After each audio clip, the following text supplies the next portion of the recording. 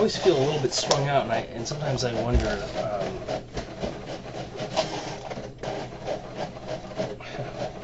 I was watching David Lynch last night, and I was watching this interview he did after one of the DVD releases of Eraserhead. The most beautiful copy I've ever seen, and I was just noticing. I made a whole bunch of journals last night regarding this, but I was noticing how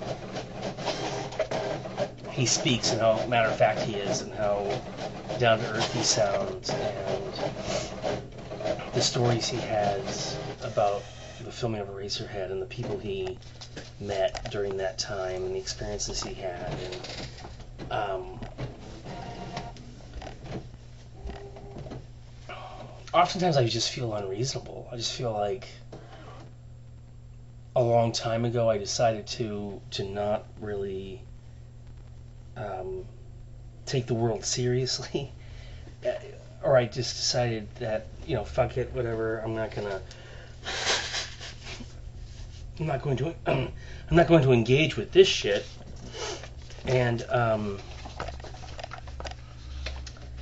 I think that unfortunately that declaration has haunted me most of my life.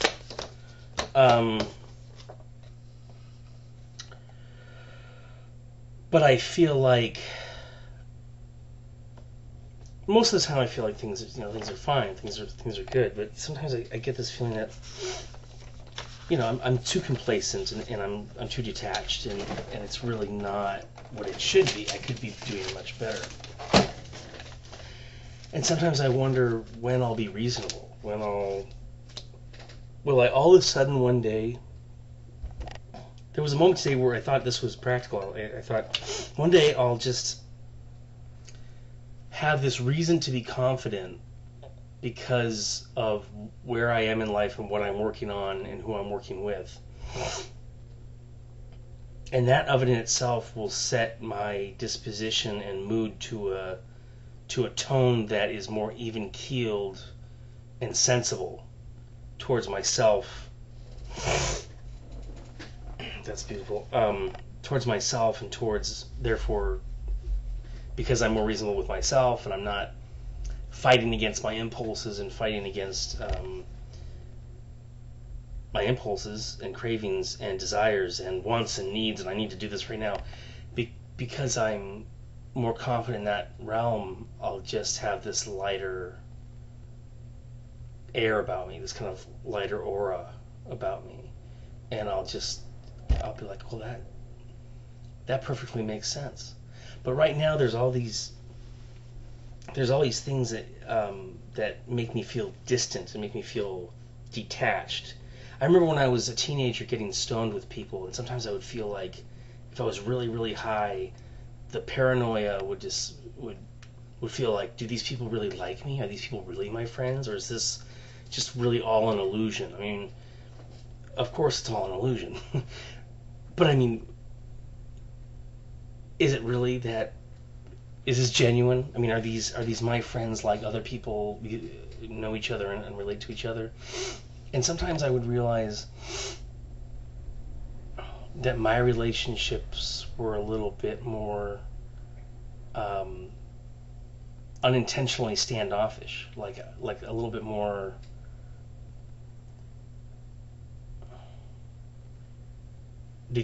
detached. Like I was not taking it seriously, or I would find it really easy not to take the person seriously, for whatever, a variety of reasons sometimes. And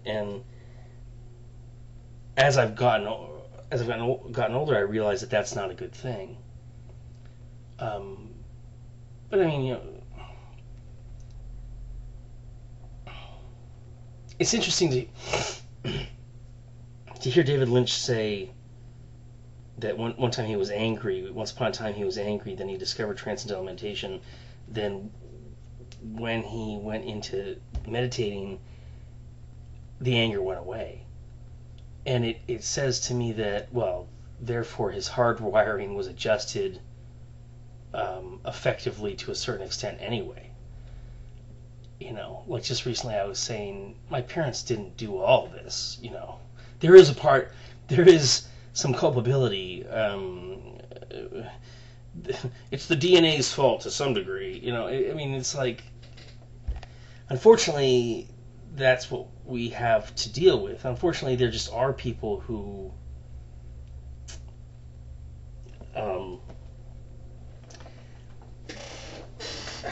there just are people we don't associate with because they're not functioning. They're not functioning. They're dysfunctional, or for a variety of reasons. There just are people who are naturally angry.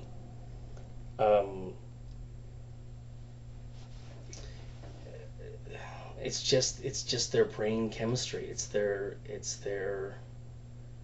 It's how they were born. It's what they were born with. And I used to not like to.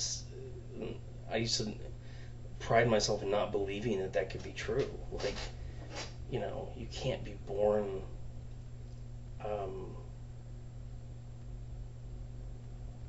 careless. You can't be born to not have feelings and care for people. And lo and behold, it becomes a learning experience later on in life that, in fact, sociopaths and psychopaths are. It's much more related to like having bipolar disorder or schizophrenia than it is having anything to do with primarily to do with child abuse. I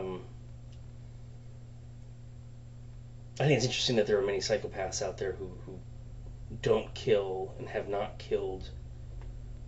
They won't kill because they're for one reason they're probably just terrified of being incarcerated, and that probably keeps them a non-killer their whole lives. Now, for a lot of sociopaths, that's completely true.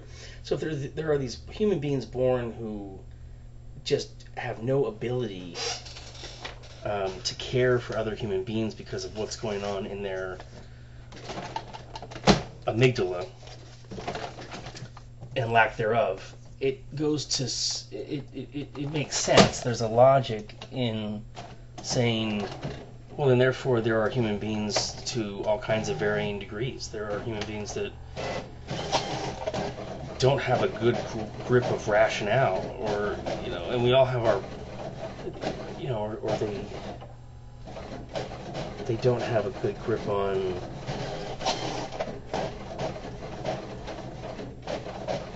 the essence of what makes a real good relationship with somebody else. I used to really think that was just not a problem for me. And as I get older, I realize that relationships get more complex, and there's more complexities to them, and I don't doubt myself that I can't be a part of them. I am a part of them, but I recognize that there's a part of me that almost struggles and doesn't want to carry and feels exhausted with that fact.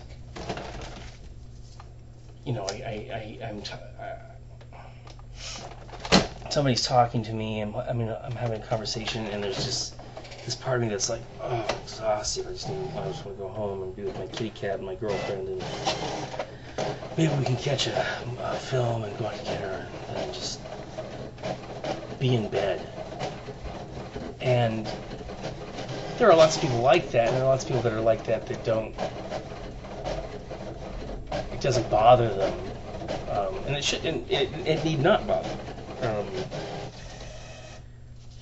But I want to be better. I want to get better, and I know that I want to grow in the sense that I have trusting, caring relationships, and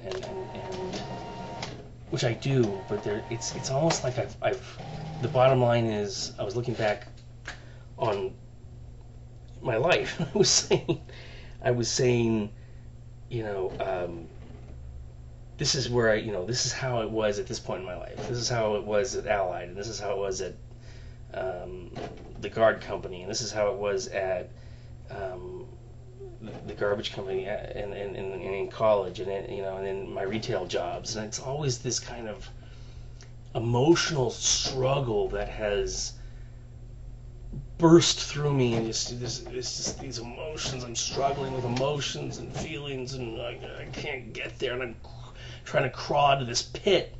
And in the past, at the most dramatic moments of those times, I have created nothing but enemies, because they see this misery, and they're, people tend to be afraid of that. They're like, I don't want that. I don't want to be a part of that. I don't want that in my life. I'm afraid to be like that.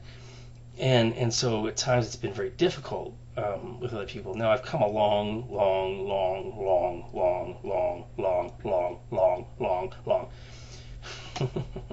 like a 5-year-old, long way, come a long way, and that's a good thing. Definitely a positive thing, but I